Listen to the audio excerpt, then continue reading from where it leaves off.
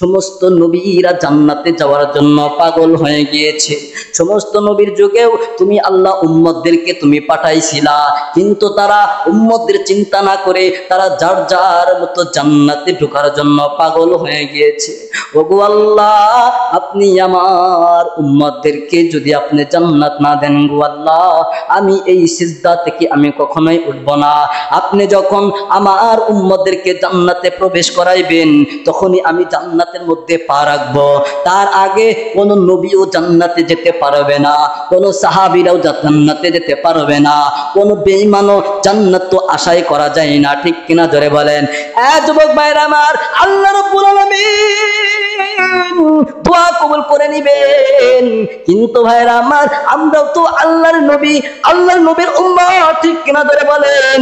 কিন্তু আমরা যেই সমস্ত গুনাহ করি, যেই সমস্ত অন্যায় করি, এই গুনাহ দ্বারা কখনোই আল্লাহ রাব্বুল আলামিন আমাদেরকে নাজাতের জন্য ফয়সালা করবেন না। দুনিয়ার মানুষ, এটাও তোমাদেরকে জানতে হবে, দুনিয়া কাল কিয়ামতের ময়দানে কেউ কাউকে চিনবে না। সন্তান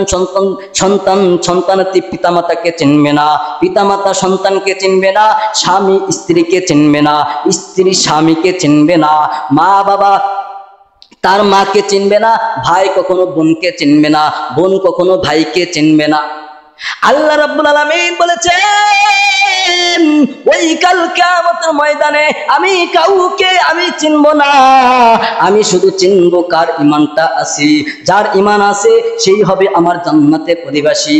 যার মধ্যে আল্লাহ রাব্বুল আলামিন আমার প্রেম আছে, মুহাব্বত আছে, রাসূল সাল্লাল্লাহু আলাইহি ওয়াসাল্লামের ভালোবাসা আছে, তার জন্যই হবে এই জান্নাত। তার আগে আমি কাউকে সুপারিশ করার অনুমতি দিব না।